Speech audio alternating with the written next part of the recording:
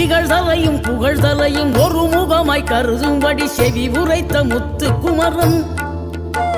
நீ வறுமையையும் வளமையையும் சமநிலையாய் உணரும்படி மதி கொடுத்த செல்வ குமரன் தடை 100 வந்தாலும் செயல் வெற்றியாக்கி தரும் தாராள குணம் கொண்டவன் நீ வலை வீசும் அறிவுக்கு தொலைவானவானாகி மாறாது அருள் செய்பவன் தீராத காதலோடு திருவடியை தொழுபவர்க்கு திரவியமே தருகின்றவன் நீதாராள உள்ளமோடு தவக்கோலம் கொண்டு பெறும் தார்மீக பொருள் தந்தவன் தார்மீக பொருள் தந்தவன்